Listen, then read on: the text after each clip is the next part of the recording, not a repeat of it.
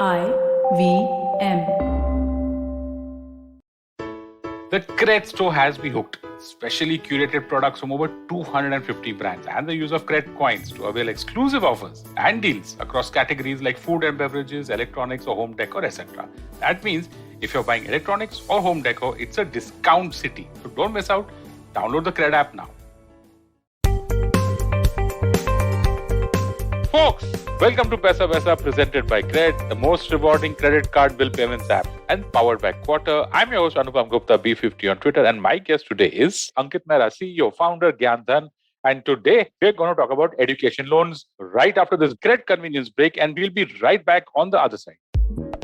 Security on a computer is like a layered cake. No matter how secure each layer may be, attackers and hackers will work tirelessly to find a vulnerability and exploit it. These cyber attacks can sneak into a system unnoticed, eventually gaining access to all the programs and files on a computer stack. Luckily, with the Intel vPro platform, all of this is avoidable.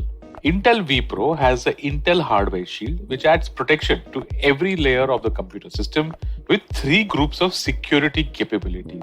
Advanced Threat Protection, which helps quickly detect and remediate the latest ransomware and crypto mining attacks on the system. Below the OS Security, which helps identify unauthorized changes to hardware and firmware. And Application and Data Protection, which helps prevent memory corruption and malware injection. So, secure your organization's productivity with hardware-based security only with Intel vPro. Visit www.intel.in/IT-heroes to know more. Intel vPro, built for business. Ankit, welcome to Paisa Vaisa. Thank you so much for doing this for our listeners. A quick 2-line intro to what Gyanthan does, and then let's start with the question. All yours. Thanks, Anupam, for having me on the show. Gyanthan is an education financing marketplace. At Gyanthan, our aim is to equalize and expand access to higher education. What we want to do is to ensure that there is a platform where students can realize their dreams of higher education. Fantastic. And who doesn't want to do that? We know that there is a problem of higher education in India. Ankit, I was reading one of your articles where you said that only 28% of the population in the 18 to 23 age group is enrolled in higher education. Yep. Actually, a pretty depressing statistic. So, walk us through this, explain the data point. I'm assuming this is postgrad or undergrad or master's. I don't know. First, just delve on the data point first, and Sure. using that, explain the problem. Sure. So this is typically what is called the gross enrollment ratio. This is what typically you will have the development agencies or countries benchmarking themselves against. Specifically to India, so and just from a context standpoint, we are at 28%, 27, 28%. Developed countries would be closer to 70, 75, even 85, even 85, 90% metrics. So there is a huge gap. Now there are a bunch of issues with this. The first issue is actually is this even a right metric for India or not? So it might be sensationalizing the 28% thing, but underlying factor is the way it's calculated is how many people are enrolled in this age group divided by the total number of people in this age group. Now the big issue with this is if you don't have a lot of people who are even eligible to enter the higher education segment, then this population will always be low, or this percentage will always be low. So what I mean by that is you don't have a lot of people who are graduating out of secondary education or who are meeting the criteria to get into the higher education realm. That's why your denominator is the total population, but the eligible population is actually just a subsegment of it. So there is another metric which has been used these days, or which is being touted to show the better picture, which would be the eligible employment ratio or something like that, in which India is at close to 65%, 60-63%. But even there, if we compare it to China at 69%, Brazil at 75%, and US at close to 90%, and Germany at 85%, there's still a long way to go. So I think the first problem I've already indicated is really to do with the basic education system itself, right up until you even reach higher education. And then the rest of the gap, significant gap really is all down to, one could be lack of quality education in the country, and the other is definitely a piece of at the end of the day, I need financing to access that education. I mean, I might be the brightest kid in the class, but if I don't have the right means to pay for my education, I'll have to stop at some point in time to earn my livelihood, sustain my family or something like that. And we need to have that ecosystem that encourages people to get out of that socioeconomic strata by achieving better outcomes. Yeah, I mean, I think this question itself could go into a separate episode. But if I've understood you right, what you're saying is that if 100 18-year-olds, who are going from high school to college, if there are, if the sample size is 100, only 28 actually managed to reach there. Now that 28 could also be low because they've not got enough marks to move to undergrad, irrespective of whether they have the money or not. That is a separate problem, right? Now, that probably speaks to the quality of your high school that you're not able to go to this. So I hope I've understood that right. Just to clarify. Yes. So simple is 100 students, 100 individuals in that age segment.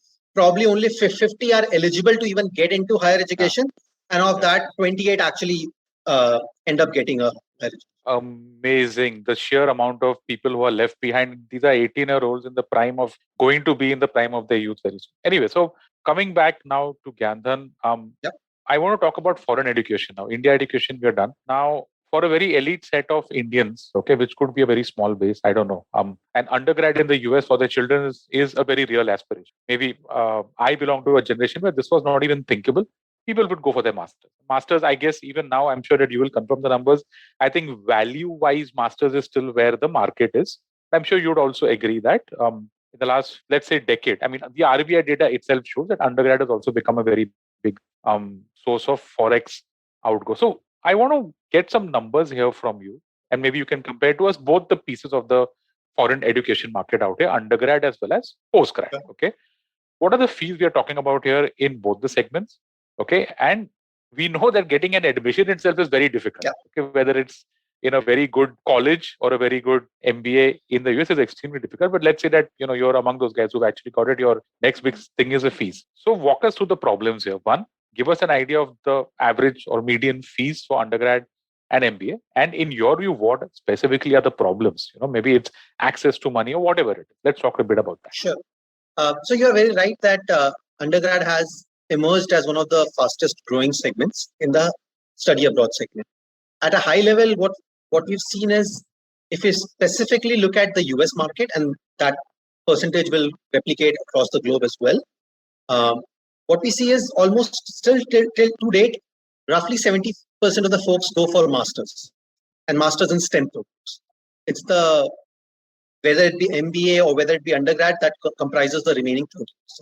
But yes, what's happened is that as we have grown as an economy, that yearning for a better education, better access to quality education has meant that undergrad is definitely increasing rapidly.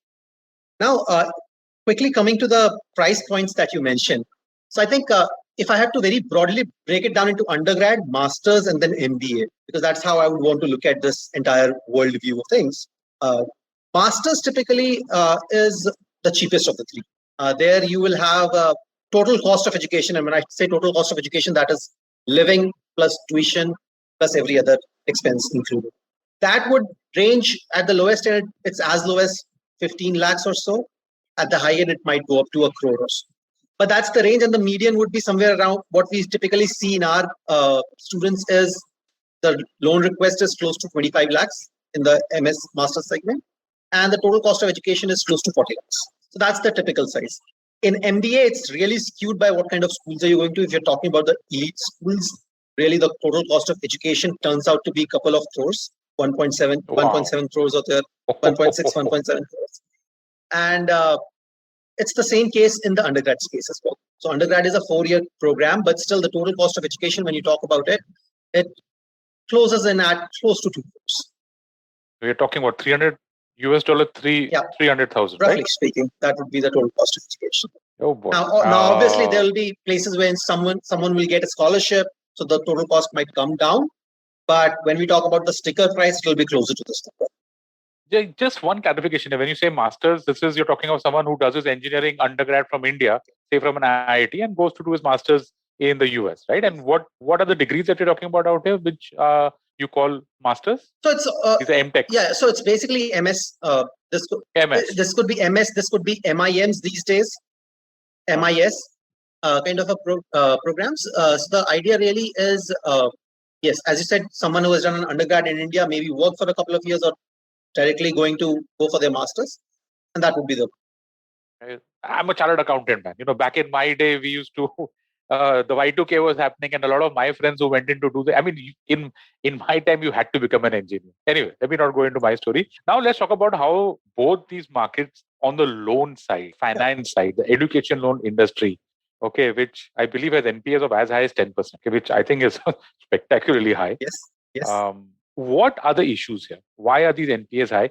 Where all, in your opinion, is the system broken that prevents very bright talent here in India? And we know that we've got some very hardworking, very studious, very talented kids from not getting the education that they deserve. So this would actually require a lot of a really long exercise. Take your time. We have enough time. But yeah, I think you're right that the NPAs in the education loan segment is close to 10%. There are banks where the NPAs are even higher than this. They're probably closer to 20% or so. And education loan as a segment definitely is not viewed as a very good segment. And that is the challenge. That is the challenge really we wanted to problem we wanted to solve. That hey, it's not really a case that the asset class is wrong. It's probably the way we are addressing that it is wrong. And there are multiple pieces to it which have resulted in this. So I think I'll go back to the education policy that we had, that the government had formulated in the early 2000s and so on. And actually, even going before that, in the late 80s, 90s. So when I talked to bankers, veteran bankers, in terms of what was the issue in the late 80s, 90s, at that point in time, definitely the cost of education was not that high. So there was not necessarily that huge a need. But even there, then the idea was whatever limited amount of loans that were being done, there was no tracking of loans. So the idea was we didn't have really credit bureaus back then as developed, and we didn't really have good reporting. So what ended up happening was I could take a loan and then I could just go off the radar. And there was no way to kind of catch me. And so what ends up for a bank is it becomes a NPA. And once you have been hit by an NPA wave, you'll probably be skeptic of getting into the market again. So that was the entire 80s, 90s era. Then we had the education loan policies that came up in the early 2000s, which talked about, hey, we need to provide access to education to folks.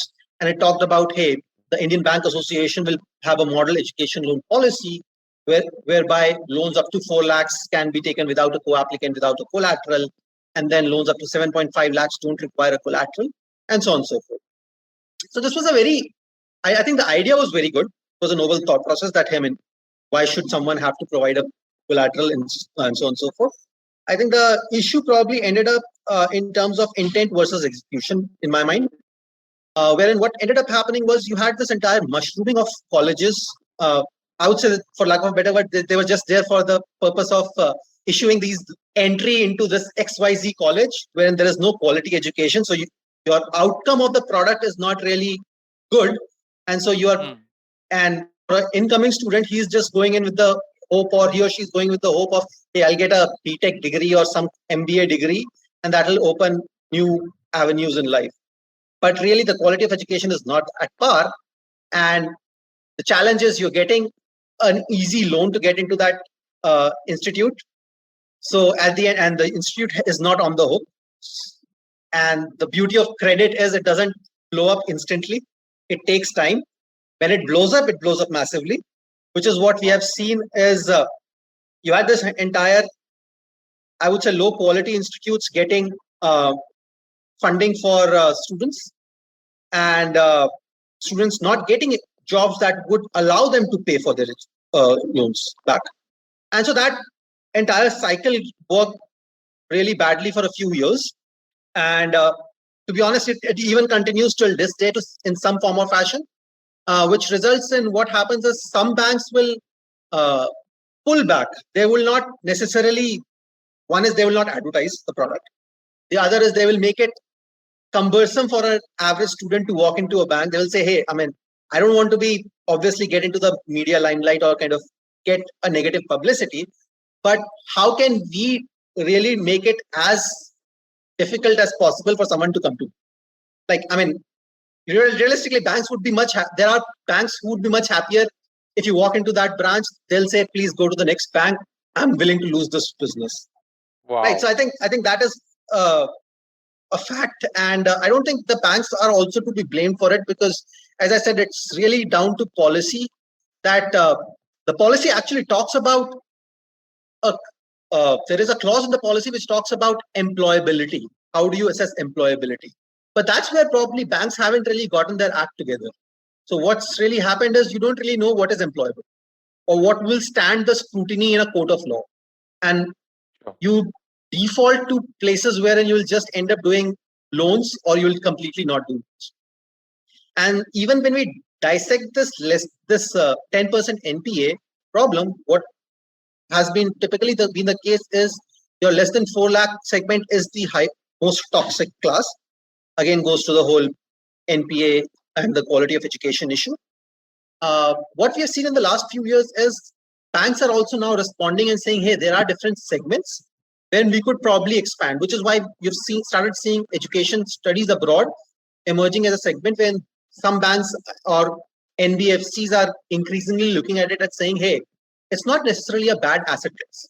It's just we need to find the right segments and go after the right segments. And more importantly, understand the customer needs and structure the product accordingly. So I think I'll give you a very quick example, which is not related to the NPA, but really talks about, at the end of the day, NPA is all about numerator versus denominator. You can increase your denominator by going after the right asset classes. So in previous years, what used to happen is if you are getting an admission from a US university, you will get what is called an I-20, which talks about the cost of education and so on and so forth. You have to present that to the visa office, to the visas, to the consulates to get your visa. Consulate, you get the visa. Visa. Now, what ends up happening is that I-20 is basically a proof that you can fund your education. But what would happen is if you would go to a bank, they would have said that, hey, give me your I-20 before I can give you a loan offer.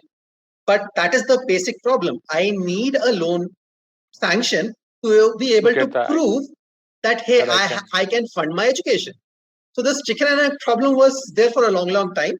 NBFCs came in. Credila was one of the first players that solved this thing. It's a very small issue, but just the sheer bureaucracy involved meant that this was not being addressed at all. So I think there are genuine, tangible problems on the quality of education at one end.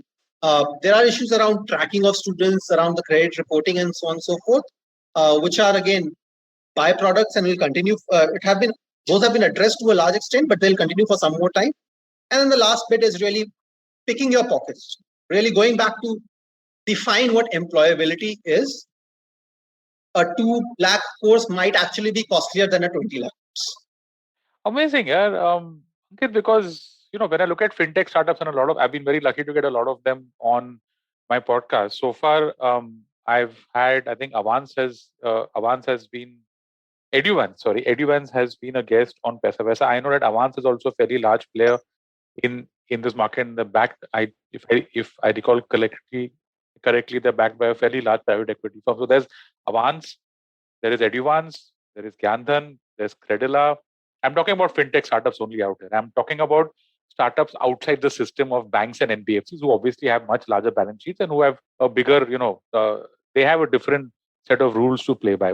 This sector has been left by VCs and private equities, right? In India, they don't want to touch this. They're like lending, go for lending, go for investing. That's why by lending, obviously, I mean small tickets loans or unsecured loans or buy now, pay later types. VCs don't like this business.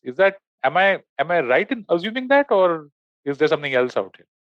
I think I wouldn't say VCs have completely left this business.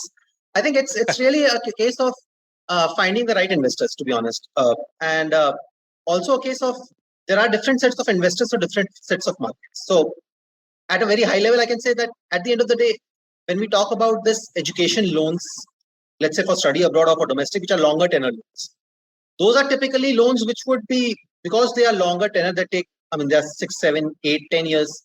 So they are more, I would say, PE kind of businesses, or even a ideally speaking, they are more like a mortgage business or a pension fund kind of a business, investor business, right? So I think the target customer segment is probably a bit different, because at the end of the day, if I have a competing argument of going after SME short term, if I'm going after it, there's nothing wrong with it, as a VC, to be honest, right? There, in India, there is a credit opportunity almost everywhere, right? Everywhere. So, but yes, I think, and we have seen that, as you mentioned, Avance and Credila are two big NBFCs in this space. They are the legacy NBFCs in this space, and Avance has backed by Warburg Pincus. Credila obviously is the HDFC subsidiary. So they are backed by really big players, and who've shown that hey, there is need, there is actually business to be made in this segment. Now, coming to all the fintechs in this space, I think a large chunk of fintechs in this space have really pivoted towards the buy now, pay later model, or kind of identified segments where they would address the buy now, pay later.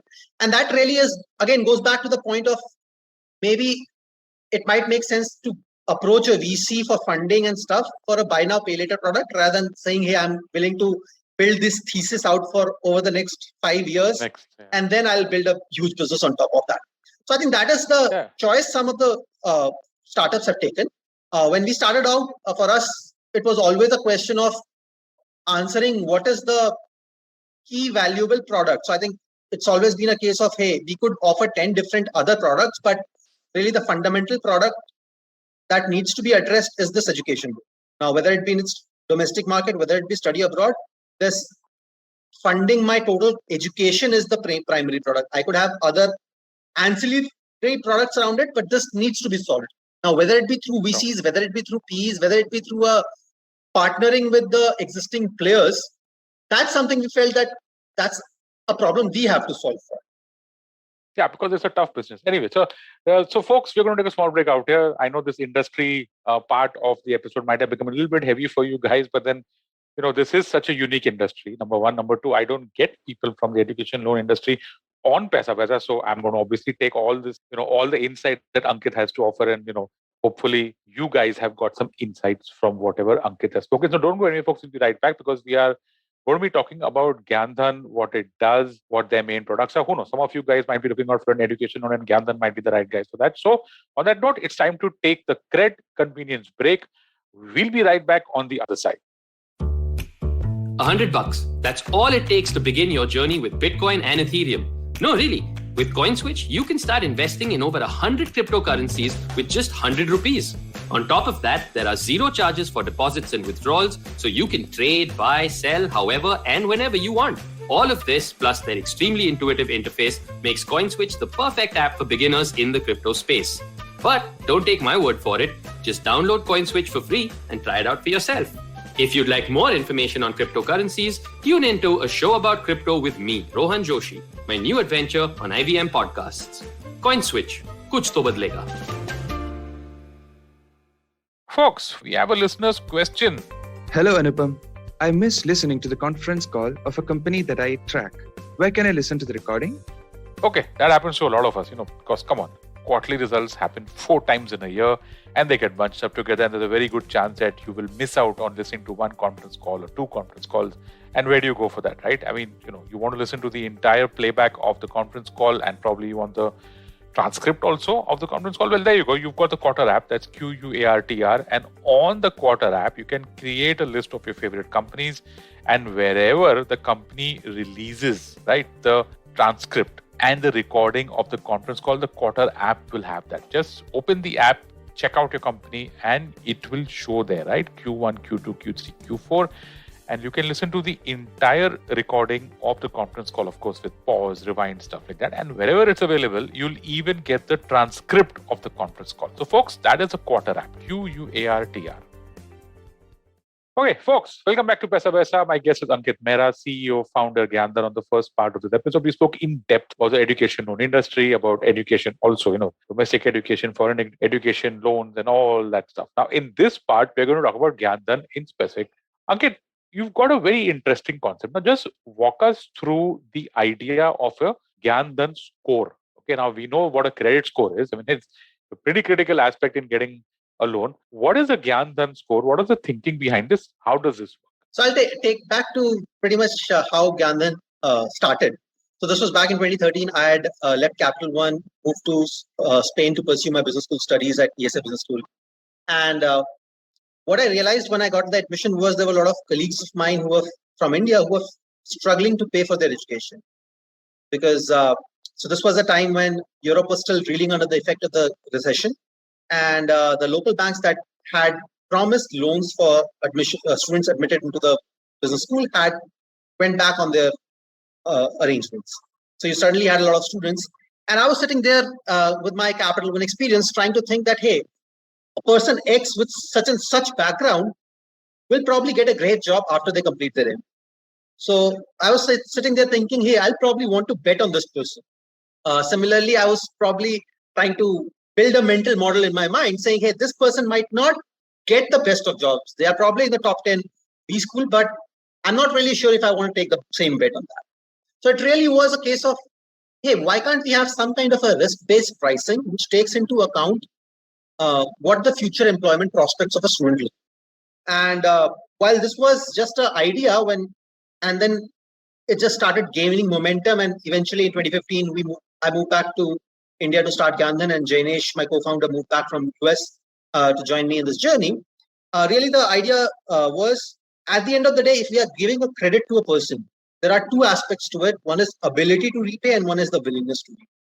Now, the willingness to repay is by some form of fashion, a credit score can give an idea about. But what about the ability to repay? So typically what we do as an ability to repay is we'll look at, hey, do you have a collateral? What does your father earn? Or what does your mother earn? What is your basically co-applicant's income like? Right. And the idea was, hey, why can't we understand the student's employability at the end of it? And really what we're trying, what that triggered was, can we predict someone's employability?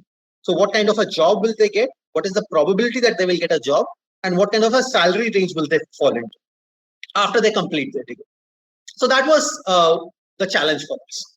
And we spent the first 1 year before even kind of having deep discussions with banks and kind of launching our product, just building out the first basic version of the Gandhan score, which is effectively predicting your employability. Because the idea was, can it really be built by using some variables which actually are statistically valid?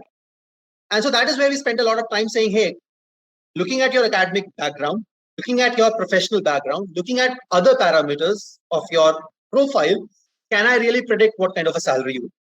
And then using that, can I then create new products which will say, hey, I'll still consider the collateral you bring, the co-applicant you bring, but even if you don't have that, I'm willing to take a bet on your futuring.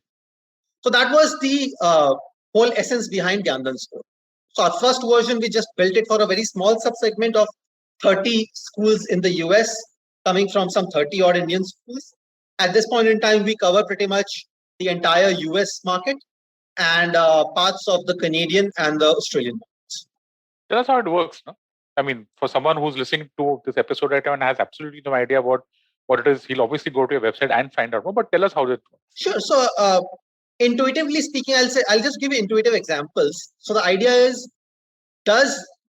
so let's take 2 students going to Harvard.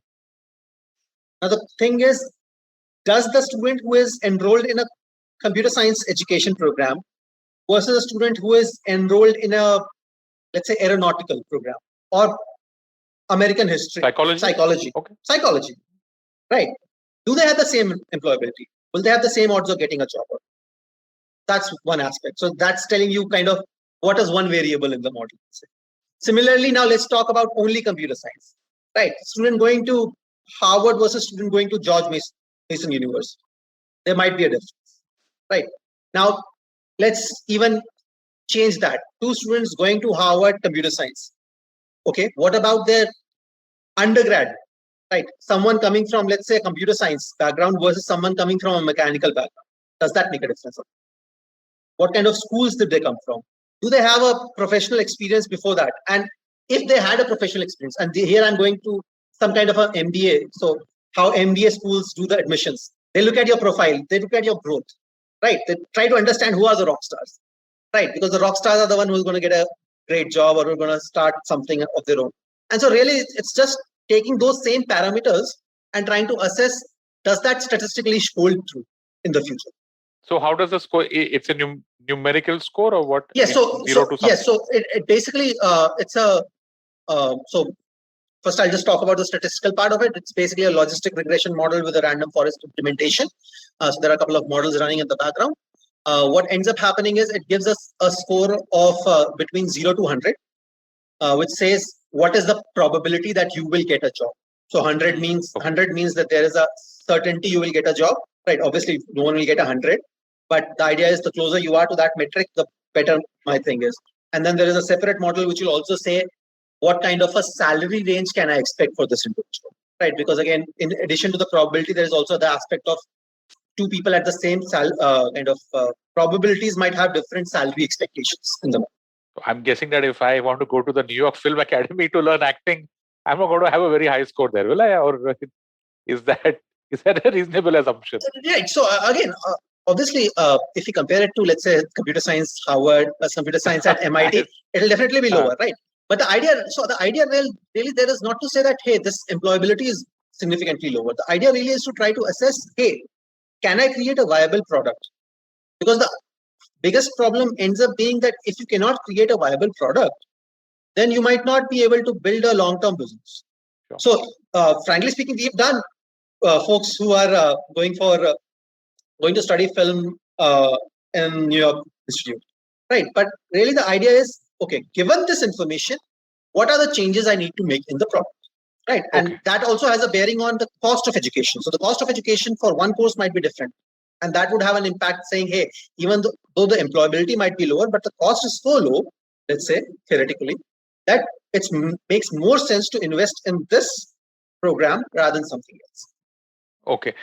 Just walk us through your main product, because I think that you do a lot of things, that you're also a platform for people to get loans from other. So if for our listeners, if you could just walk us through your main products, what is your main target? Okay. And just a rough idea about your size now, whether it's number of loans or loan book size, whatever you think is appropriate. Sure. So we are, as I said at the outset, we are an education financing marketplace. So what I mean by that is we work in a marketplace. We do have an NBFC of our own, when we will do loans on our own, but our core focus is finding the right product for the customer. What I mean by that is, if we think that, let's say, a loan from an SBI is the best option for you, we'd want to help you get a loan from SBI. Versus, let's say, if we feel that the loan from Avance is possibly the best option for you, we'll help you that. So for us, the marketplace is the core product. Now, obviously, there are other tools as a marketplace. We also help you in your entire higher education journey. So we even have tie-ups on admission counseling, visas, Forex, and so on and so forth. But the core focus is education finance. And within that, I said the segment wherein we operated in the last 5+ years has been the study abroad segment. Study abroad. Yes, in the last 1 year, we have actually started the domestic vertical, specifically the upskilling segment. And that's the other big segment that we are now focusing on. But yeah, at a very basic level, it's the market.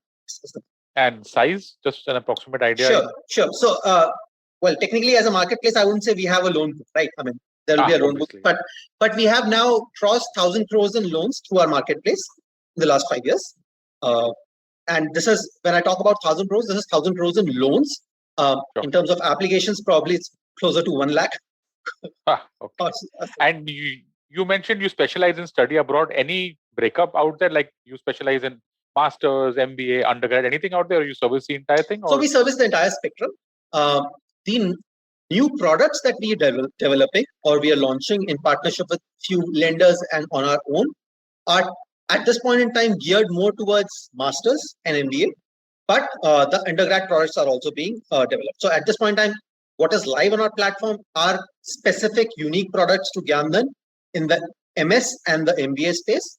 But the intent is to roll similar products in the undergrad space. I have to ask now, okay, because maybe some of my listeners out here are kids who actually want to know what are the hot areas of study, what are the hot colleges. Could you give us some trends out here for people, because this is a top question on even a lot of, on a lot of parents' minds also. What are people doing? So just some color on that. So I tend to refrain from this because my answer to that, Do you actually get this question very often? Oh yeah, we get this question very, very often. I mean, to be honest, as I said, we have a marketplace where we also help students with admission counseling. I mean, you'd be surprised when we used to go out there, kind of creating awareness about the education loan products. Pretty much every student used to say that, hey, no, you help me get an admission into a school, and you tell me which is the best school, which is the best stream. I tend to say that, I mean, even if, let's say, basketball might be the best place to be, I mean, if I don't have the skill set and I don't have the requisite capabilities, then it might not really be the best place to be. NBA might not be the best place to be, right? I mean, a Messi could not be, Sure. Messi might not be the best person to be in the NBA. He's better suited for La Liga. Right. So similarly, I think it really depends on the individual's skill set and their own preferences. But yes, as expected, right now, obviously, data science, anything to do with AI, tech, computer science is obviously hot. I mean, a lot of students are actually going for the programs in this specialization in these fields. That's what we see. Of late, MIMs have also been very interesting, because typically what used to happen is historically it used to be either a master's or an MBA. An MBA would require a kind of a significant amount of work experience before you would go for an MBA abroad. Now, MIMs pretty much bypass that product, because what happens is it's masters in management. So you do your undergrad from India and then probably either directly or work a couple of years, and it's effectively a master's in management degree. It's not really an MBA degree, but it's what is that? Hold on. Sorry, I'm lost in this. What is that? Is that masters in information management? So it's masters in management. So you can talk about, you can think of it as it could be a techno management kind of a job, a management kind of a education, right? So it's a hybrid, and because obviously the cost is much lower, the requirement on the work experience side is much lower. So there are students who would be interested in that.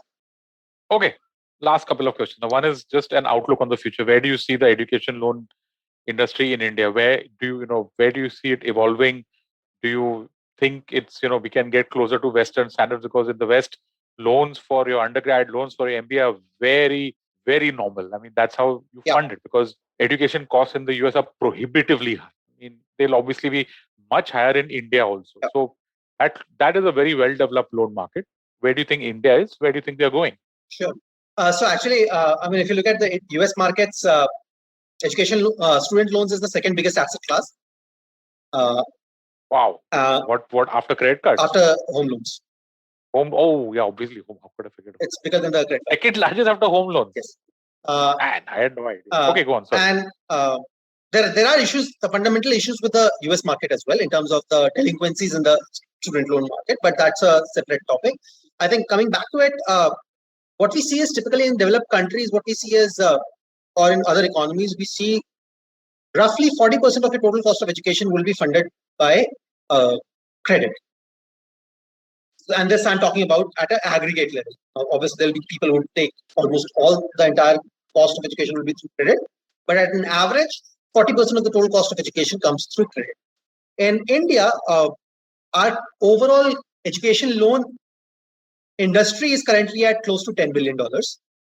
Our total spend on education on an annual basis is close to $40 billion. So, I mean, we are not even on day zero here. There is a long way to go for us. The good thing is there are companies who are now looking at it, and there are people who are trying different models in the space. So I think there is still a lot of room for growth. There's still, while some people say that this segment is heating up, my argument there is that it's not really the segment is heating up. It's just the segment is just so huge, and we've not even gotten started, that there is still probably space for 20 more companies and many more unicorns, and many unicorns to be built in, or decacorns to be built in this space eventually. Right. So I think there's a lot of room to be done. There'll be mistakes along the way. I think in my mind, looking into the future, a couple of things that I definitely talk about a lot would be, one is linkage of this education or the cost of education to the outcome of the education. So trying to see how can universities be really on the hook for the quality of education that they impart, because education historically is one of the fewer segments wherein the pricing is completely disconnected from the quality of the product. Right. So I think that will probably happen at some stage quite seriously. And the other thing that will happen that's already happening is the disintermediation, wherein now you have all these edtech startups that are working with big universities to offer courses. So what's happening as a result of that is rather than doing an entire degree, you might be doing smaller courses at fraction of the costs. So your cost of education might not go down, but it become modularized.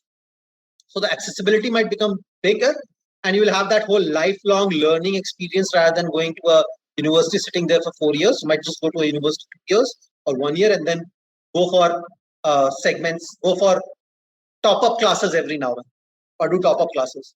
So I think that those are the two things that will definitely play out in my mind.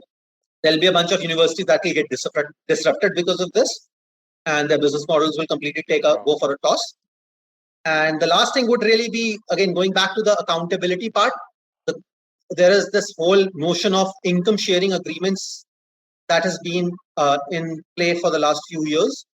How that will evolve is also something that will be that will be interesting to watch. That in the end state, I don't think education loans will be the only solution.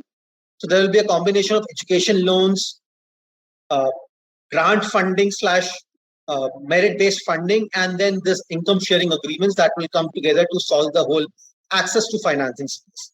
But yes, I think as an economy, we should also be looking at that 40-45% total cost of education being funded by the formal sector. Okay, excellent. Last question, Ankit. Help our listeners. Choose a good education loan provider. I mean, and since you do this, let's just look at the master segment. So that seems to be your largest. Just some tips, some advice, some checklist, point 1, point 2, what are the 4-5 things that our listeners should consider when they're going to choose an education? Sure. So I'll just give you a 1-point answer. Reach out to Gyandan and we'll figure out the answer for you.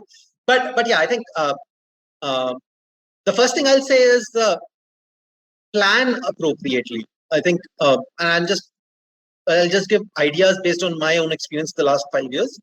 The biggest problem I see with students is they don't plan in advance. A lot of times what happens is you have this if you talk about the fall intake, you'll have the fall intake students going in August, September timeframe, and you'll have students coming to you in July saying, hey, I need an education loan. And while now with our partners, we have a process when we can get loans turned around, the unsecured loans without collateral turned around in 2 to 5 days, and secured loans also in a couple of weeks. The challenge is, what if you don't have a document at that point? How are you going to get that document arranged? What's the cycle out here? Your admission letter comes in by what? By May? So for the fall intake, the early admissions start coming in as early as December, January. Most of the results come in by March, April. So for us, the fall cycle the months of April, May, June, and July are the peak seasons. That's what I would have thought. Yeah. So you've got 4 months to prepare. You're saying people should actually look at this earlier rather than later. Yes. Go on. And as a matter of fact, if you plan for it appropriately, you can even targeting for schools accordingly. So the idea is, there are schools where you might think that, hey, I might not be eligible because the cost of education is so high and I don't have a property. Well, because there are loans without collateral available, you can actually possibly target that university with the understanding that, hey, I can get a loan. So you're saying that even in the application process, they should consider that they can get a loan. Why do you have to leave out these colleges? Yes. You should actually consider that. Very interesting. Exactly. Okay. So that would be the first thing. Then the second thing, which I mentioned about the documents part of it, because we see a lot of students who will not have the requisite documents, and by that this manifests itself more prominently in the cases where you have loans against collateral, the secured loans, wherein you might say, hey, I have the property, but then when we ask for the documents, you might not have the necessary documents, whether it be the chain deed, whether it be the registration certificate or some other document. Or let's say You might not have your co-applicant's income tax returns have not been filed, right? So I think that document preparation has to be in order. And that is why when we consult students early in the cycle as well, we tell them that, hey, I mean, at least ensure that you have these documents in order. You might not want to start a process right now. Let's revisit the formal application maybe in April or maybe in May if you want. But you should at least be in a place where you know that, hey, all my documents are in order. That's the second thing. Third thing I'll definitely say is, please ensure that the credit scores are pristine. And that applies even to your co-applicants. Don't take a loan. Don't fall into that trap of, let me take this buy now, pay later product to get a mobile loan, and I'll not repay that loan, or I'll probably delay that payment, because all delays will be reported to the bureau. And if a lender sees a delayed payment, they're definitely not going to take that risk of extending you an additional credit line. So I think credit scores will be very, very important. And that is something as well people are generally unaware of, and it can really hurt them. Lovely. Is that it? I think I would say that these would be the broad lists for sure. And of course, folks, if you want to reach out to Ankit, how can our listeners reach out to you, reach out to Gyandan? I know you've got a website, you're there on social media. So anything specific out there? So the people can always reach out to on our website. We actually even have a loan eligibility tool where students can not necessarily fill in the entire application. They can just get a preliminary idea of whether they are eligible or not. And then separately, they can always reach out to us on social media. They can always mail us. We have our email IDs on the website. So they can always reach out to us on all platforms.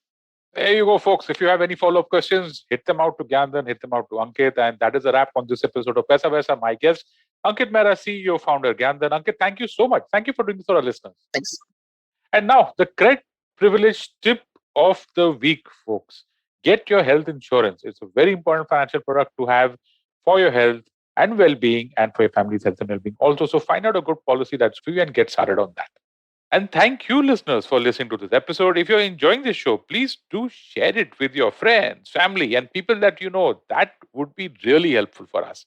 You can listen to this show and other interesting shows on the IVM Podcast app or ivmpodcast.com. You can also follow us on our social media. We are IVM Podcast on Twitter and Instagram. And if you want to reach out to me, I'm your host, Anupam Gupta, B50 on Twitter and B_50 on Instagram. Thank you so much for listening to Paisa Vaisa, presented by Cred, the most rewarding credit card bill payments app, and powered by Quarter.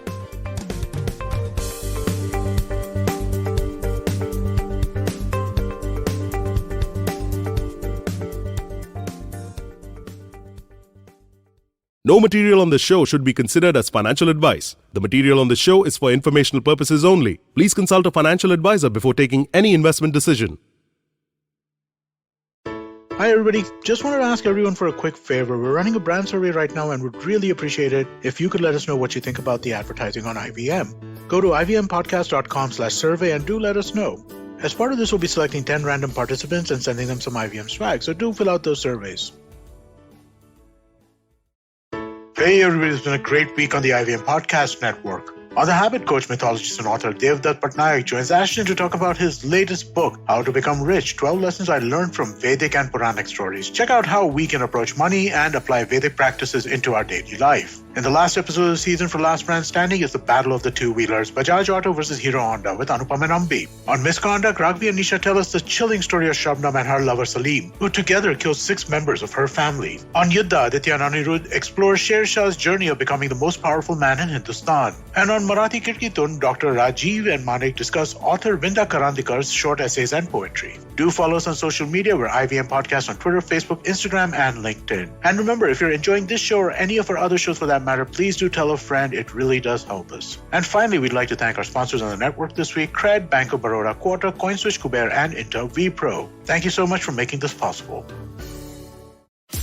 Namaste, this is Cyrus Brocha. I am part of the government cancel culture program to remove rubbish off all the different streams available. So what we have is all the collected rubbish we put together on our show. It's called Cyrus Says. It's on IVM Podcast. You have to watch it and listen to it. It's on our app. It's on our website. It's on the YouTube channel. It's on Facebook. There are many different ways. Don't bother me and ask me how. You have to find out. We talk to different personalities. Many of them are known. Some are just people we meet downstairs and invite them up for chai. But the point is, it's fun and it's very therapeutic. So please join in and listen to Cyrus Says.